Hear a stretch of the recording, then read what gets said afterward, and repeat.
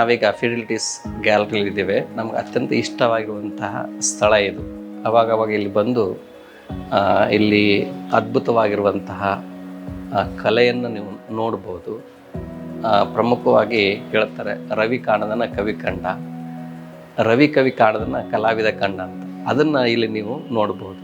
ಇವತ್ತು ಇಂದುಮತಿ ಅನ್ನುವಂಥ ಒಬ್ಬ ಆರ್ಟಿಸ್ಟು ಮತ್ಸ್ಯನ ಪ್ರಮುಖವಾಗಿಟ್ಟುಕೊಂಡು, ಕೂರ್ಮವನ್ನು ಪ್ರಮುಖವಾಗಿಟ್ಟುಕೊಂಡು ಅದ್ಭುತವಾಗಿ ತಮ್ಮ ಕಲೆಯನ್ನು ಪ್ರದರ್ಶನ ಮಾಡಿರೋದು ನಮಗೆ ಅತ್ಯಂತ ಖುಷಿ ಕೊಟ್ಟಿದೆ. ಇದೊಂಥರ ನಿಮಗೆ ಈ ಒಂದೊಂದು ಚಿತ್ರವನ್ನು ನೀವು ನೋಡ್ತಾ ಹೋದರೆ ನೀವೊಂದು ಧ್ಯಾನಕ್ಕೆ ಹೋಗ್ತೀರಿ ಅನ್ನುವಂಥದ್ದು.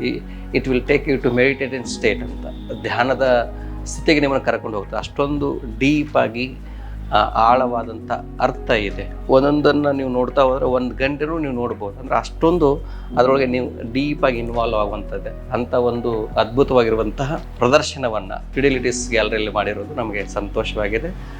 ನೀವು ಕೂಡ ಈ ಥರ ಪ್ರದರ್ಶನ ಆದಾಗ ತಾವೆಲ್ಲ ಬಂದು ಇದನ್ನು ನೋಡಿ ಇಂಥ ಕಲಾವಿದರನ್ನು, ಆರ್ಟಿಸ್ಟ್ಗಳನ್ನು ಎನ್ಕರೇಜ್ ಮಾಡೋದ್ರ ಮೂಲಕ ನಮ್ಮ ಸಂಸ್ಕೃತಿಯನ್ನು, ಪರಂಪರೆಯನ್ನು, ಆಧ್ಯಾತ್ಮವನ್ನು, ಯೋಗ, ಧ್ಯಾನ ಈ ಪದ್ಧತಿಯನ್ನು ನೀವು ಕೂಡ ಮೊರೆ ಹೋಗಿ ಅಂತ ಹಾರೈಸ್ತೇವೆ.